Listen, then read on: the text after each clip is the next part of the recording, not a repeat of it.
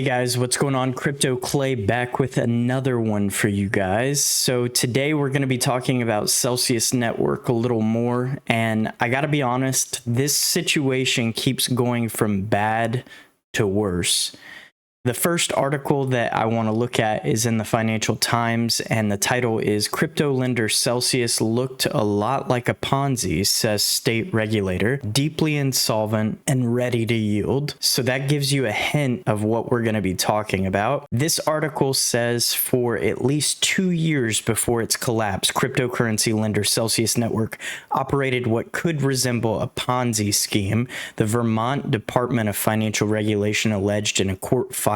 This article says for the past 2 years, so dating back to 2020, but I've seen other reports that state all the way back to 2019 they've been insolvent. And if that is the case, then both the founder, Alex Mashinsky, and the entire network were lying to its customers, saying that all funds were safe, that they were completely solvent, that their platform was good to go and operating better than its competitors. And the problem with that is that they were taking new users' money to fund users that had already been on the platform for a while.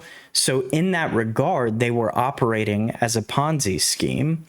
The problem that I have with that is that Alex Mashinsky went out of his way on platforms like YouTube and Twitter to put down his competitors and say how much better Celsius was than them. On top of that, he continued to say, leading all the way up to their insolvency official announcement, that they were good to go, that there were no issues on the back end, that they had all of the money still, that they were completely solvent, that they were operating in a much better capacity than anybody else. He constantly put down BlockFi, and you know, as we all know, BlockFi has its issues as well, but at least they were at a point where somebody else was willing to buy them out, because at this point, nobody is willing to touch Celsius. Nobody. They've looked at the books and they've said, yeah, this is a nightmare. We're not touching this with a 10-foot pole. That's the problem that I have with Alex Mashinsky, with the Celsius network. Somebody in their organization should have spoken up. Somebody knew what was going on. There were probably plenty of people that did.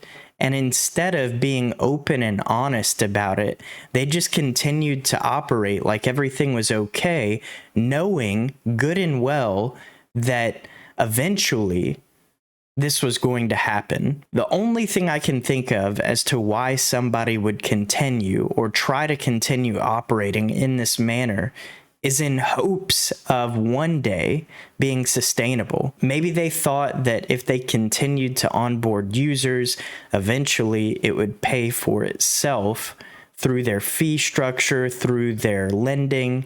I'm not really sure what their thought process was behind that, but yeah, it just is not a good look. And on top of that, one of the co-founders has declared his equity in the company completely worthless.